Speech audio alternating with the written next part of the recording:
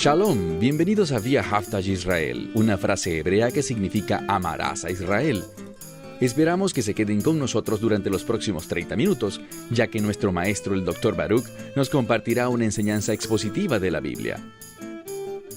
El Dr. Baruch es profesor titular del Instituto Zera Abraham con sede en Israel.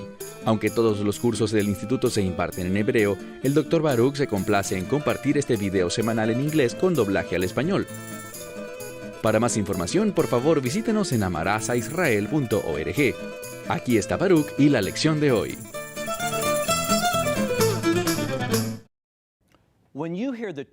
Cuando escuchas la palabra Shabbat, ¿qué viene a tu mente? Muchas personas escuchan ese término y piensan en descanso, que es una buena respuesta. Piensan en un día en el cual está prohibido trabajar y muchas otras actividades.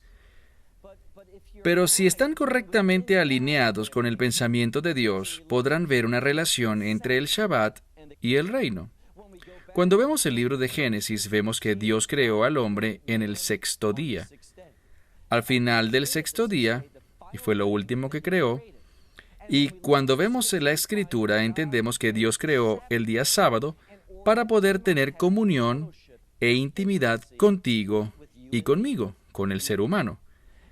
Cuando pensamos en el reino, vemos el mismo propósito. Una de las cosas que vamos a aprender al estudiar este libro de principio a fin, el libro de Apocalipsis, es que Dios va a comparar el reino con el huerto del Edén. Pero habrá un cambio. En el jardín del Edén, vemos que el Mesías, o debí decir Dios el Padre, caminaba junto a Adán y Java, Adán y Eva.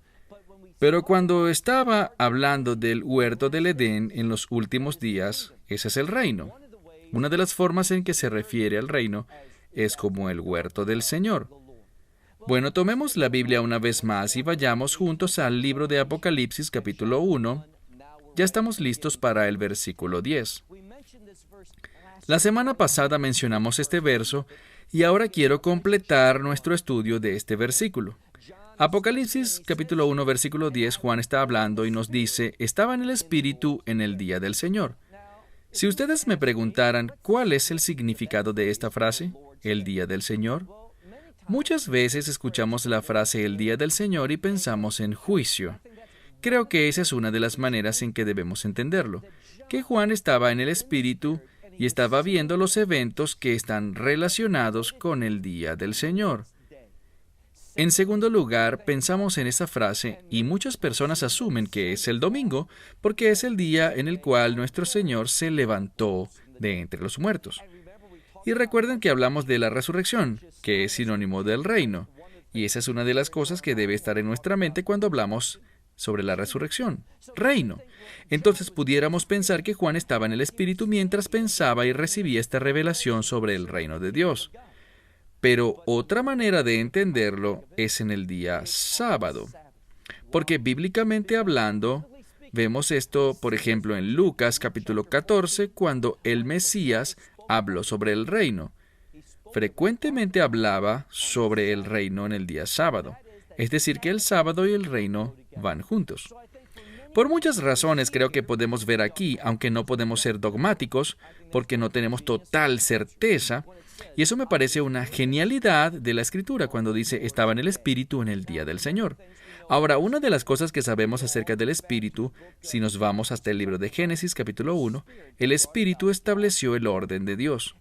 Y eso es lo que esta Escritura está tratando de hacer en nuestra vida, establecer el orden de Dios en nuestra vida para que podamos tener un testimonio apropiado y estar en la posición correcta para los eventos que establecerán el reino. Una vez más, el verso 10, estaba en el Espíritu en el día del Señor, y dice, y escuché una fuerte voz, un sonido como de trompeta. En el lenguaje bíblico existen un par de palabras para trompeta. Una trompeta puede anunciar algo, por ejemplo, puede ser un llamado a la batalla, puede ser un llamado a la adoración, pero tal vez esta frase para trompeta está relacionada con provisión. Muchos de ustedes están familiarizados con el término para trompeta, la palabra hebrea shofar. En términos bíblicos, shofar tiene que ver con lo que Dios ha provisto para que su voluntad sea establecida y cumplida. Y yo creo que eso es lo que nos está diciendo aquí. Creo que Juan quiere que los que lean este libro entiendan que Dios ya ha provisto lo necesario para que nosotros seamos fieles. Que Dios es fiel con nosotros. Que Dios se asegurará, si lo sometemos a Él, si caminamos con Él, si entendemos las cosas desde su perspectiva, que Él proveerá lo que necesitemos para poder agradarle a Él. Verso 11 dice una vez más, yo soy el Alfa y la Omega, el primero y el último. La semana pasada, cuando hablamos sobre esta frase, porque esta es la segunda vez que aparece este Alfa y Omega, primero y último, allí mencionamos el libro de Isaías, capítulo 44, versículo 6, dentro de un contexto de redención, pero quiero que vean otro pasaje de Isaías, esta vez en el libro de Isaías, capítulo 48, el libro de Isaías, capítulo 48, aquí veremos otro pasaje donde la misma frase aparece, pero la veremos en un contexto un poco diferente. Isaías capítulo 48, y vayan conmigo por favor al versículo 12. Leamos. Dice, escúchame, oh Jacob, Israel, porque a ti te he llamado, porque yo soy el primero y el último, dice, el principio y el final.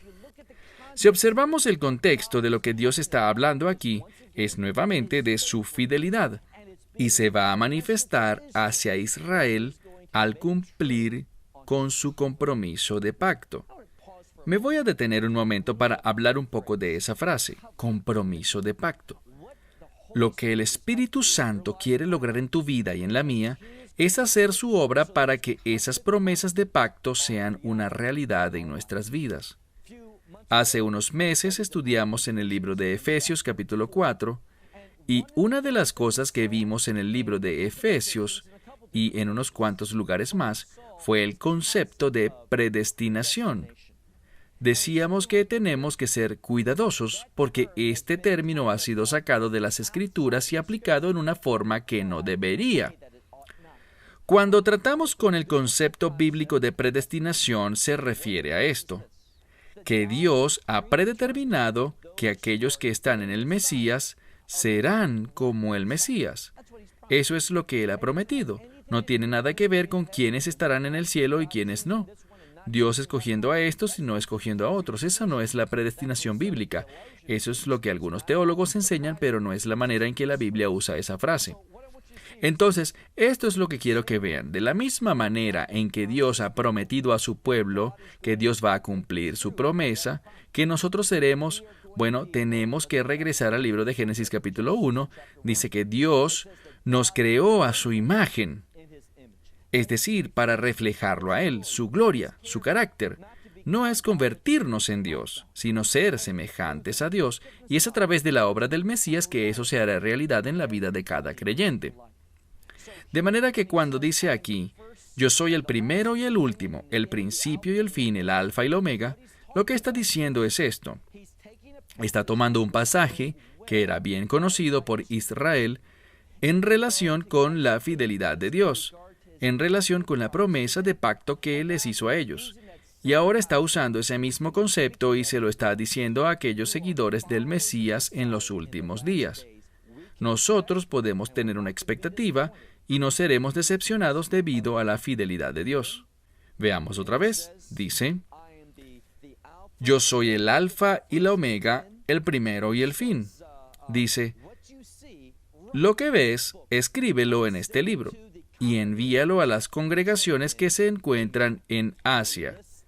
Y enumera las 7 congregaciones: Éfeso, Esmirna, Pérgamo, Tiatira, Sardis, Filadelfia y Laodicea. Recuerden que son 7 congregaciones. Esto es porque el 7 está relacionado con la santificación y está hablando de esta forma colectiva porque ha santificado al cuerpo de creyentes para un propósito. Y al final de cuentas, ¿cuál es ese propósito? Lo pondré en términos muy simples, es un propósito de reino, para que nosotros podamos demostrar el reino de Dios, es decir, los principios, el carácter de ese reino en nuestra vida. Y todo eso es lo que los creyentes atravesarán. Y pronto veremos esto en el relato de estas 7 iglesias en Apocalipsis 2 y 3. Ellos sufrirán esas cosas para testimonio, para que ellos puedan ser una señal de la obra redentora del Mesías. Avanzamos hacia el verso 12. Juan sigue hablando y dice: me di la vuelta y vi la voz que hablaba conmigo. Recuerden que hemos hablado que el estilo de Juan y lo que el Espíritu Santo le dirigió a hacer era tomar versículos de la Escritura bien conocidos para los judíos. Tomar ese contexto y usarlo, pero entretejido con una nueva revelación. No es una revelación que está en conflicto con lo que dice el Antiguo Testamento, sino el cumplimiento de esa revelación. Como judío, cuando escucho esta expresión, la voz que me hablaba, ¿qué viene a mi mente? Como alguien con entrenamiento rabínico, el pasaje que viene a mi mente es lo que leemos durante Hanukkah, el libro de Números, capítulo 7. Allí se habla de la dedicación del templo. Pero escogemos esta escritura que usó Moisés, mejor dicho, que habla de Moisés cuando dedicó el Mishkan, el tabernáculo. Si lo buscan, y les voy a compartir la porción, es del libro de Números, capítulo 7, el último verso, verso 89. Allí vemos que lo último que hizo Moisés antes de que el Mishkan comenzara a funcionar, es decir, antes de que comenzara la adoración del tabernáculo, fue entrar en el lugar santísimo. Esto es un paralelo con Yeshua Mesías haciendo lo mismo en preparación del reino de Dios, ese reino milenial. Y lo que encontramos aquí es que cuando Moisés entró a hacer esa obra, él se presentó ante el arca del pacto, y el arca del pacto tenía una cubierta, y es conocida como caporet, que está relacionada con la palabra propiciación.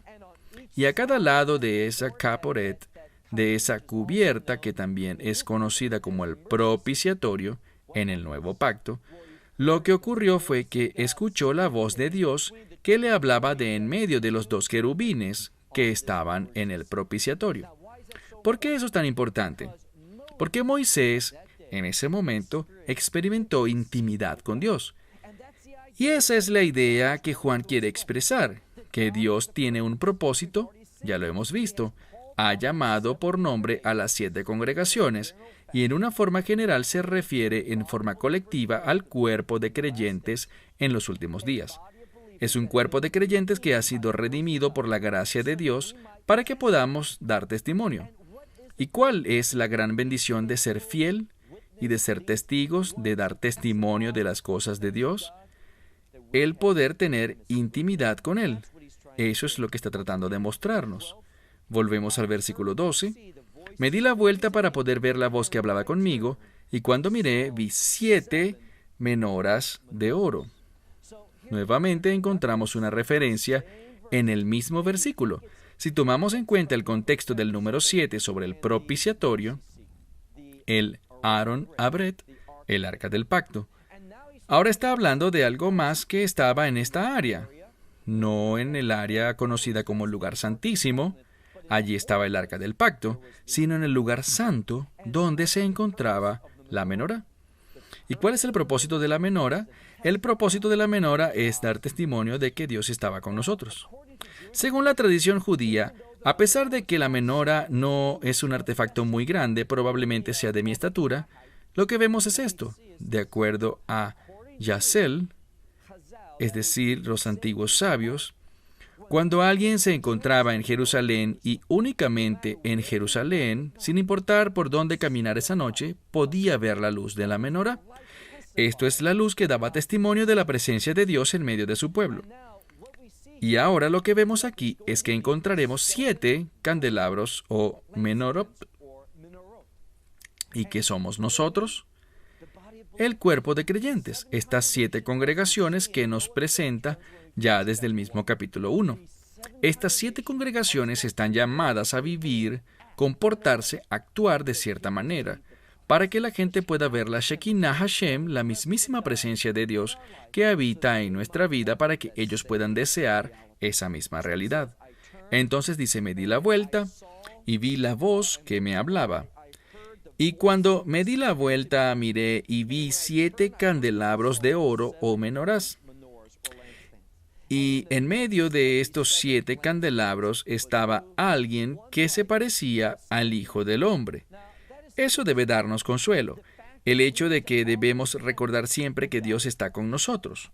Mientras estas 7 congregaciones viven sirviendo a Dios, veremos que no solamente está Él en medio nuestro, sino que más adelante veremos a un versículo que dice que Él camina entre nosotros, es decir, que Él está allí.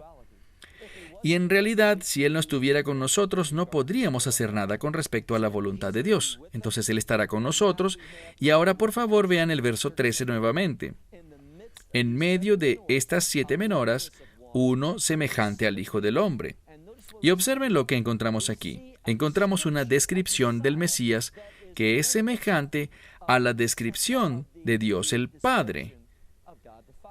De igual manera, como aprendimos en un estudio anterior acerca de cómo el Mesías hereda todo el honor y la gloria y la adoración de Dios el Padre. Es decir, que todo lo que le pertenece al Padre legítimamente ahora, el Mesías, el Hijo de Dios, lo recibirá. Y de esa misma manera tenemos una descripción que de alguna manera nos ayuda a entender esto. Es una descripción que era la descripción del Dios Padre en el Antiguo Testamento, que ahora es la descripción de Dios el Hijo. Sin embargo, esto de ninguna manera contradice el concepto de la Trinidad o la sustituye por alguna doctrina de unicidad. Sí, Dios es uno, pero también es 3. 3 es igual a 1 y 1 es igual a 3. Ese es el concepto de la Trinidad. Pero vemos aquí, hay un mejor entendimiento del Mesías, de aquel que es el Hijo Divino de Dios. Entonces leemos aquí que estaba vestido con una túnica y dice que su corazón estaba ceñido, protegido por un cinto dorado. Y en su cabeza tenía un cabello blanco, verso 14, blanco como lana pura, blanco como la nieve. Sus ojos eran como una llama de fuego, verso 15, y sus pies eran como el bronce pulido, refinado en un gran crisol. Eso es lo que significa esta palabra, un crisol que se calienta a altísimas temperaturas. Y su voz era la voz como un estruendo de muchas aguas. Lo que vemos aquí es solo una representación del Mesías a semejanza de Dios el Padre, dando a entender que Él va a recibir una herencia de su Padre. ¿Por qué eso es tan importante? Porque la herencia también está relacionada con el concepto de reino. ¿Por qué lo digo? Bueno, hemos hablado del término Jerusalén.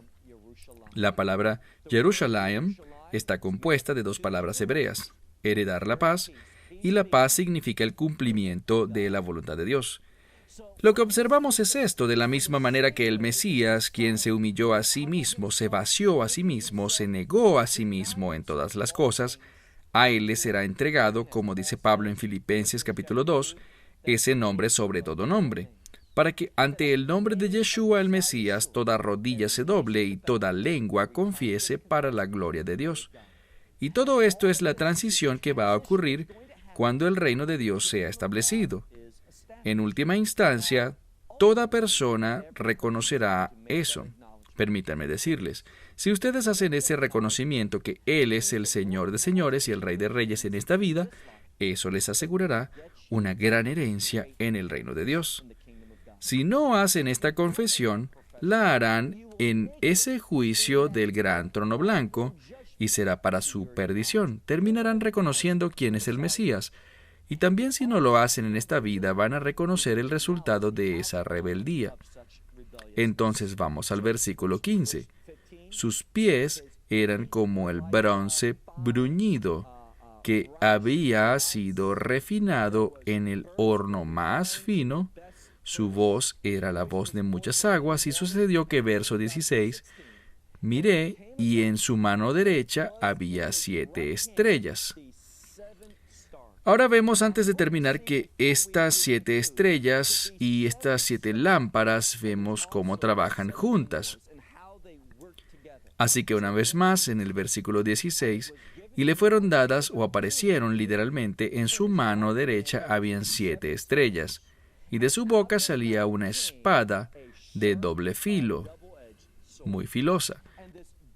Y esta espada de doble filo, bueno, veremos más adelante que es un arma poderosa, pero también funciona para separar. Recuerdan la escritura que dice que cuando el Mesías venga, separará a las ovejas de los cabritos. Esta separación es un concepto muy importante en relación con el reino. Si regresamos hasta el libro de Génesis, por ejemplo, notamos algo. Lo primero que Dios creó fue la luz, y el Mesías es llamado luz del mundo. ¿Qué hace la luz? Literalmente en hebreo dice lehavdel, hace una clara distinción entre la luz y la oscuridad. Y estamos llamados a ser hijos de luz. Así que vemos muchos de estos mismos principios aquí con respecto a separar, determinar firmemente lo que es de Dios y aquello que no es de Dios. Y finalmente dice, y su cara, veamos nuevamente el versículo 16, su cara era como el sol brillante con gran poder. Verso 17, y cuando miré, caí a sus pies como muerto. Pero me tocó con su mano derecha y me dijo, y me encanta esto, no temas. Ahora, este libro por completo, y por favor no pierda de vista esta verdad importante, ¿de qué se trata este libro? Trata del resultado de la redención. ¿Cómo podemos responder de esa manera? Resultado de la redención es una palabra, reino. Pero hay otro aspecto importante de la redención, y ese es la intimidad que ocurre entre el hombre y Dios. Entonces, cuando Juan dio la identidad del Mesías, y me pregunto, ¿cuántos de nosotros, si supiéramos que el Mesías vuelve hoy, probablemente la mayoría de los creyentes corre bien, y en su imaginación, esto es lo que ocurriría, que al verlo tendrían deseos de abrazarlo, celebrarlo, aplaudirle, y estarían muy felices de verlo? Pero necesitamos tener el entendimiento correcto del Mesías.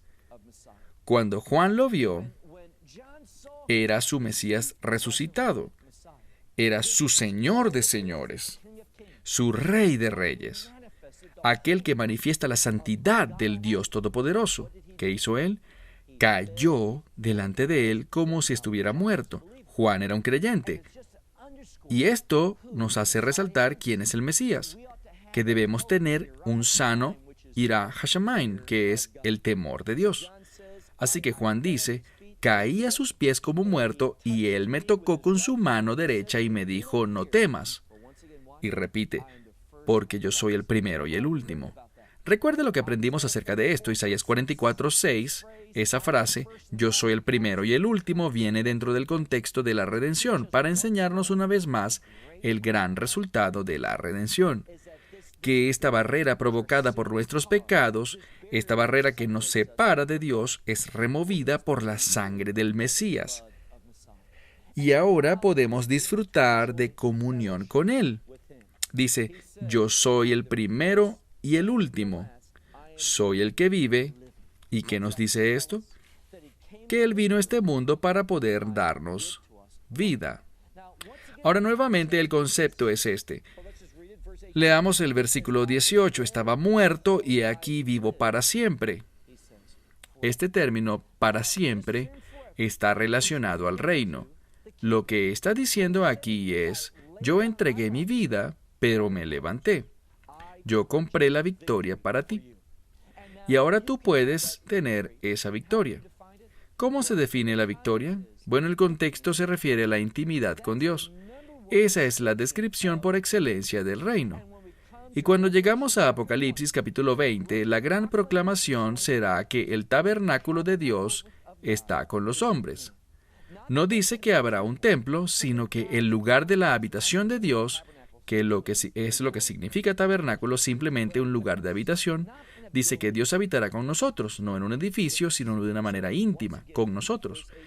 Entonces, una vez más, en el versículo 18, estaba muerto y aquí estoy vivo. Y dice, amén, créelo, porque en mi mano están las llaves de la vida y la muerte.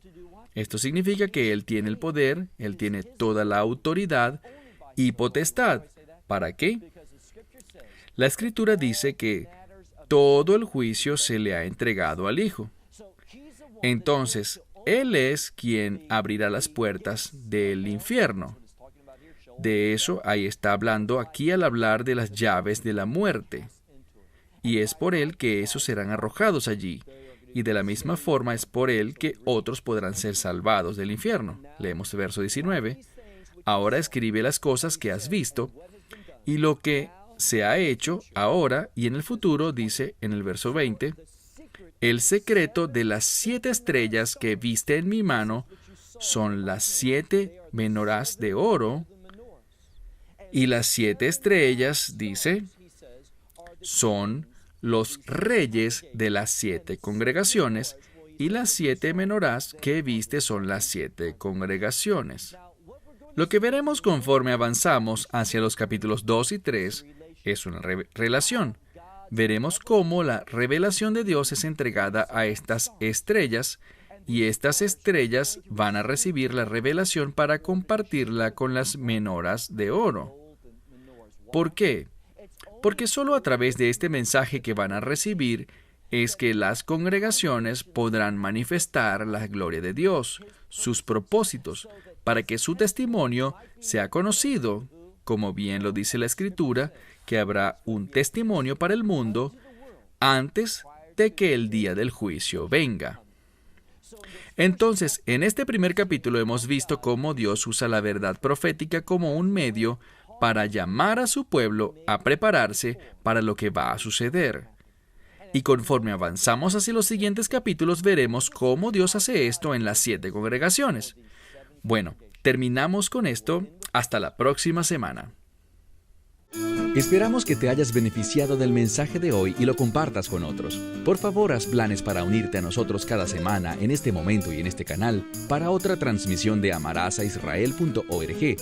Nuevamente, para obtener más información sobre nosotros, visita nuestra web amarazaisrael.org, donde encontrarás muchas otras conferencias de Baruch en formato de video. Hasta la próxima semana. Que el Señor te bendiga en Yeshua HaMashiach, Jesús el Mesías, mientras caminas con Él. Shalom desde Israel.